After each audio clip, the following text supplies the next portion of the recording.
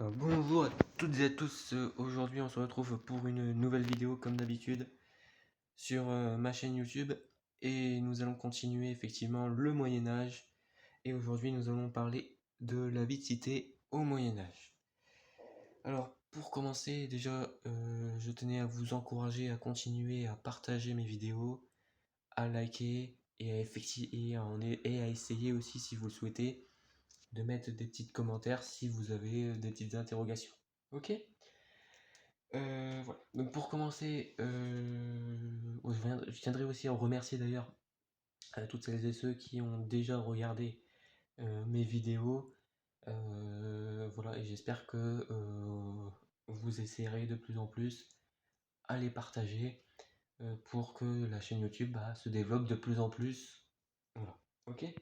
Et ça me ferait vraiment plaisir d'aider de plus en plus de personnes en histoire-géographie. Ok? Voilà, donc je tente aussi de plus en plus, hein, je fais des petites choses pour que la chaîne se développe, comme des miniatures par exemple, pour qu'il y ait une meilleure attractivité et un meilleur visuel au niveau des vidéos. Ok? Voilà. Donc pour rappel, je vous avais déjà fait deux vidéos hein, sur le Moyen-Âge que vous pouvez retrouver sur ma chaîne YouTube. Une vidéo introductive que je vous encourage à regarder et aussi une vidéo sur l'hygiène de vie au Moyen-Âge. Ok? Et donc, je vous encourage aussi, si vous le souhaitez, à acheter ce fameux livre dont je fais référence d'ailleurs pour réaliser mes vidéos sur le Moyen-Âge. Donc, ce livre s'appelle La vie quotidienne au Moyen-Âge et est réalisé par Justine de France, une youtubeuse aussi, qui est disponible aussi sur YouTube. Et ce que j'aime bien d'ailleurs dans ce livre, c'est que les détails sont assez simples et pas trop compliqués. Après, attention, ce sont des idées reçues sur le Moyen-Âge, mais ça n'empêche pas que ça vous explique quand même pas mal de choses. Ok? Alors, donc, commençons par parler justement de la vie de cité au Moyen-Âge. Pour rappel, le Moyen-Âge hein, est une période qui succède à l'Antiquité. Et donc, concernant le développement des villes, il faut savoir qu'au Moyen-Âge, la population urbaine concernait 15% de la population française. Donc, c'est quand même très peu par rapport à 80% aujourd'hui. Ok. Voilà.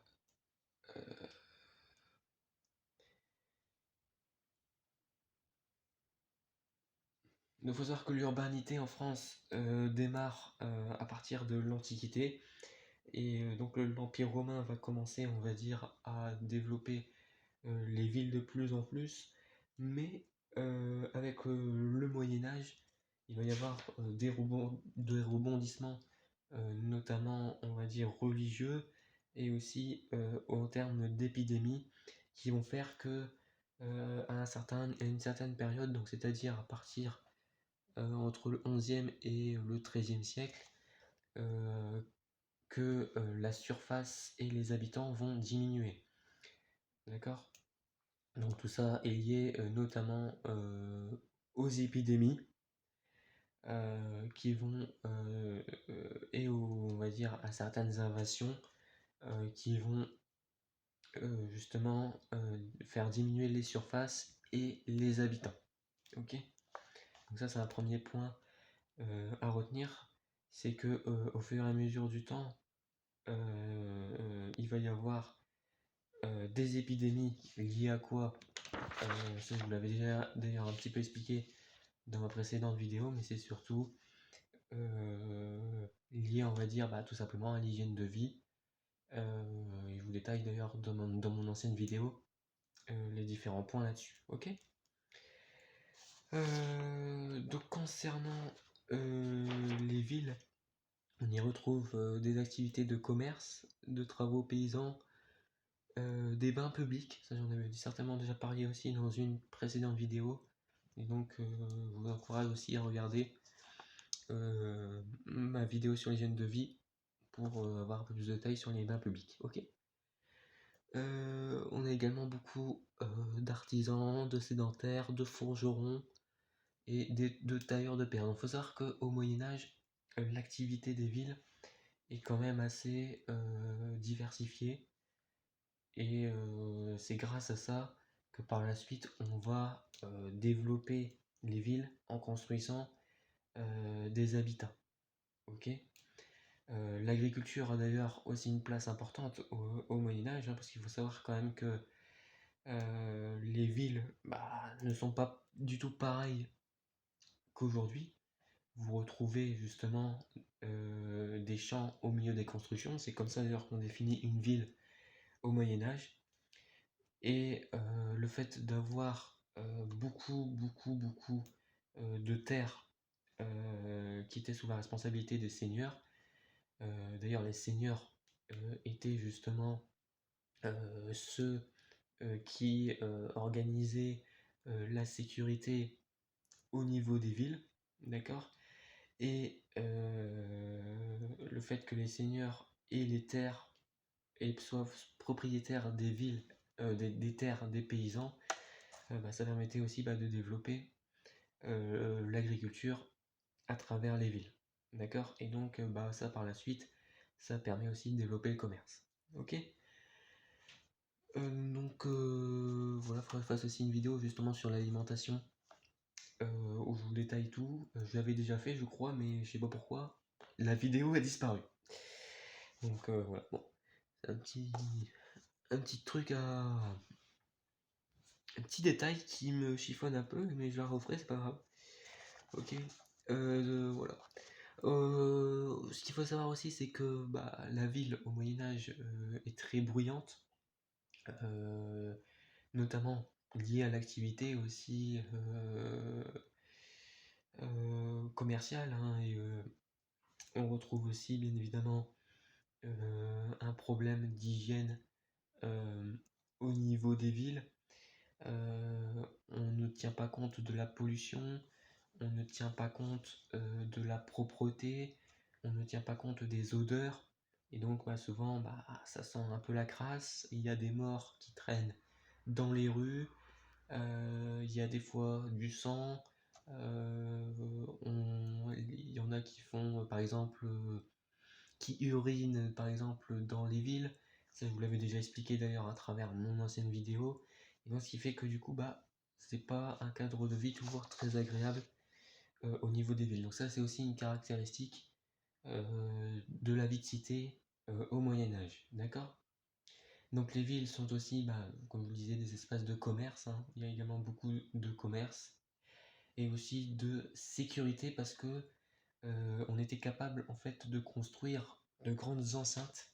Donc souvent c'est des sortes de grosses murailles qu'on construisait, des sortes de gros blocs pour justement empêcher, on va dire, euh, les ennemis de s'attaquer aux populations. Ok. Donc voilà un peu pour ça. J'ai fait un petit peu le tour de dire, donc ça permettait justement voilà, de les protéger lors de guerre. D'accord, il faut savoir quand même que le Moyen-Âge est aussi une période qui a été traversée par la guerre, notamment la fameuse guerre de 100 ans, où d'ailleurs je referai d'ailleurs aussi encore une vidéo là-dessus. Ok. Qu'est-ce qu'on peut dire? Qu'est-ce qu'on peut dire pour être un peu plus concret? Donc il faut savoir, donc si je reprends le livre, voilà, tu montes à l'Antiquité, elle connaît ensuite une longue période de régulation, afin de reprendre en vol au XIe siècle, une façon de parler, nanana. Donc oui, les surfaces ont beaucoup diminué. Donc, par exemple, à Chartres, on passe de 200 à 11 hectares, et à Reims, on passe de 600 à 60 hectares. Donc vous voyez, c'est quand même très petit par rapport aux villes de l'Antiquité. Ok. Parce qu'il faut savoir que l'Empire romain, durant l'Antiquité, a pas mal justement fait en sorte de faire développer les réseaux et les différentes villes de façon à accueillir tout simplement une meilleure attractivité économique dans la vie de cité. Ok. Mais voilà, les épidémies, comme vous le disiez, sont passées par là, les guerres sont passées par là, et donc on a toujours une diminution des surfaces et du nombre d'habitants, ce qui est très logique. D'accord. Propriété de terrain. Donc voilà.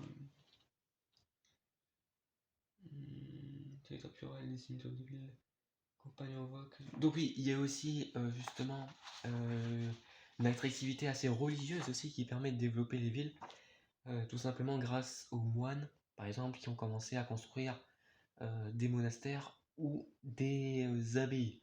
Alors qu'est-ce que c'est des monastères?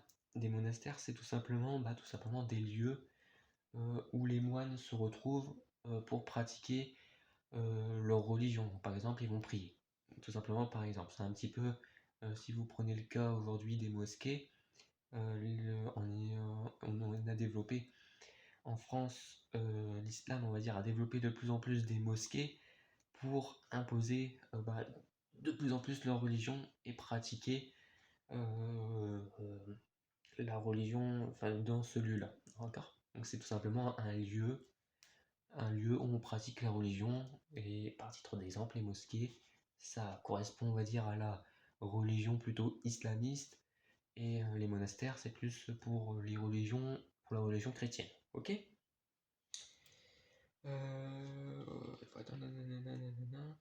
Donc la France connaît alors une forte croissance démographique grâce au déchiffrement et aux améliorations des techniques agricoles. C'est ce que je vous disais aussi, que justement, quand on a après une agriculture qui se développe, et on a toujours après un commerce qui peut aussi se développer, parce que vous imaginez bien qu'au Moyen Âge, au niveau de la nourriture, la plupart des aliments étaient vendus sur place, étaient vendus localement. D'accord. Il faut savoir qu'aussi on a développé d'autres infrastructures liées à l'alimentation, comme les moulins ou les fours, qui ont permis effectivement après, grâce aux céréales, comme l'alimentation justement est assez basée justement au Moyen-Âge sur les céréales, et les moulins ont permis justement de créer, on va dire, de la farine, et à partir de la farine, de produire par exemple du pain. D'accord. Donc ça, c'est au Moyen-Âge qu'on a commencé, on va dire, à y avoir de plus en plus d'inventions. D'accord. Il y avait aussi des forgerons, des tailleurs de pierre qui ont permis en fait par la suite à réaliser de plus en plus de construction et d'infrastructures dans les villes. D'accord. Donc voilà, il y a l'attractivité commerçante et l'attractivité religieuse qui ont été poussées, on va dire, par les seigneurs. Comme je vous avais déjà dit dans une ancienne vidéo, un seigneur, c'est un petit peu comme un maire. C'est un petit peu lui qui va diriger la vie de cité, qui va mettre en place ce qu'on appelait, on va dire, des textes médiévaux, et qui va imposer, on va dire, certains droits et devoirs dans les cités. Ok. Petit à petit, on va y avoir des choses qui vont se mettre en place. Il se développe à l'initiative des seigneurs locaux, comme je le disais, qu'ils soient laïcs ou religieux, puisque de nombreuses seigneuries étaient détenues par des abbayes. Et quand vous regardez justement certaines villes encore aujourd'hui, dans le sud de la France, vous pouvez retrouver des abbayes qui peuvent être construites tout simplement au milieu des villes, et au fur et à mesure, on voit qu'il y a une extension de la ville ou du village, parce qu'aujourd'hui c'est plus des villages, hein, parce qu'on n'a pas la même définition de la ville aujourd'hui qu'au Moyen Âge, d'accord. Mais avant, ce qui est des villages aujourd'hui étaient des villes au Moyen Âge, d'accord. Ça c'est pas toujours facile à expliquer, mais je suis sûr que dans le sud de la France, par exemple, vous avez beaucoup de villes où vous pouvez retrouver des abbayes ou des monastères encore, au centre, au cœur même de la ville, et au fur et à mesure, ça va avoir une influence, un certain pouvoir sur l'ensemble de la ville aux alentours. D'accord? C'est un petit peu aussi le cas des cathédrales. Par exemple, si vous regardez la cathédrale à Amiens, vous avez la cathédrale d'Amiens, et tout autour, vous avez la ville. D'accord? Pourquoi? Parce qu'en fait, on considère que la cathédrale, au Moyen-Âge, était, on va dire, un monument religieux qui exerçait le pouvoir sur l'ensemble des autres villes. C'est pour ça que souvent, vous pouvez retrouver des monastères ou des abbayes, bon ça maintenant c'est plus dans les villages, qui vont être au centre, c'est-à-dire au cœur des villages, et que vous pouvez retrouver dans les villes des cathédrales au cœur des villes. D'accord? Parce que c'est tout simplement pour montrer le pouvoir de l'Église, le pouvoir de la religion par rapport à la ville. D'accord? Parce qu'au Moyen-Âge, on était purement basé sur la religion, notamment la religion chrétienne, et on était aussi basé sur un pouvoir qu'on appelle ecclésiste. Je ne sais plus comment ça s'appelle, mais voilà.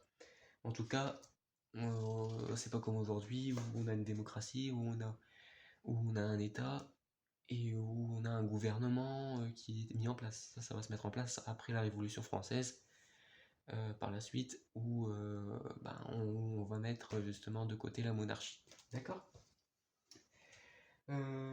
Donc on dit que les villes sont polynucléaires et se forment à partir de la réunion de châteaux, d'églises et d'abbayes, c'est ce que vous expliquez. C'est le cas de Albi, Tours, Arras, Chartres, Périgueux ou encore Montpellier. C'est encore le cas aujourd'hui. Ok? D'autres prennent leur essor autour d'un seul abbaye comme Conques ou Vézelay. Ok?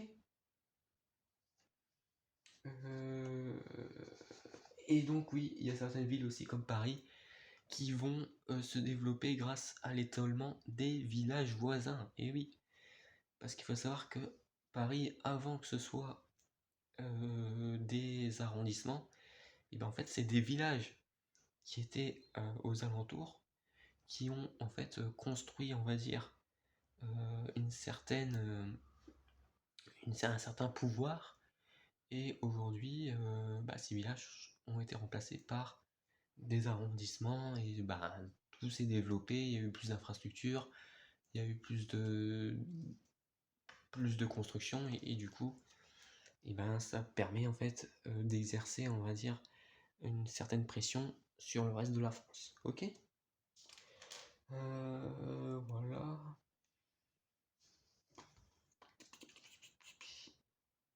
Donc il faut savoir qu'il n'y avait pas non plus que les villes étaient un petit peu organisées, un peu dans le désordre aussi, qu'il n'y avait pas non plus de... comment expliquer ça? De documents fiscaux. Alors, les documents fiscaux sont arrivés qu'à partir du XIVe siècle. Il n'y avait pas non plus de plan d'urbanisation. On ne tient pas compte, effectivement, comme aujourd'hui, de l'écologie, on ne tient pas compte de la pollution, on ne tient pas compte, effectivement, des catastrophes naturelles. Tout ça n'existait pas, bien évidemment, au Moyen-Âge. Ok? Donc, il n'y avait pas de plan d'urbanisation, il n'y avait même pas de carte. Tout ça s'est développé par la suite, notamment avec les grandes découvertes.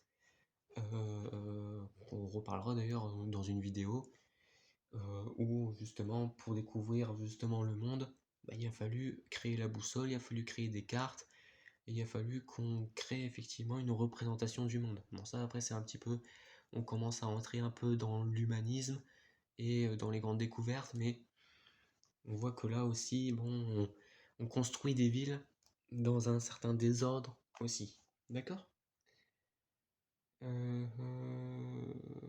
Au sud-ouest, on avait ce qu'on appelait des bastides pour accueillir des habitants classés de villages pour leur croisade. Donc, ils créaient des bastides justement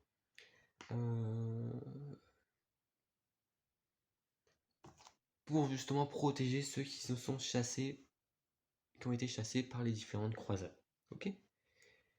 Donc ça, on reviendra aussi plus dans les détails dans d'autres vidéos qu'on fera par la suite en histoire géo.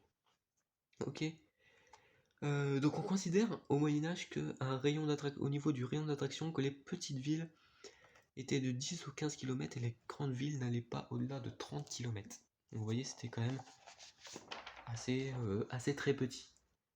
Ok. Donc voilà, je pense que j'ai fait un peu le tour de tout ce que j'avais à dire. Je crois que c'est qu'une partie. Je vais vous faire une deuxième partie sur ça parce qu'il y a énormément de choses à vous expliquer. On est déjà à 20 minutes de vidéo, c'est déjà pas mal.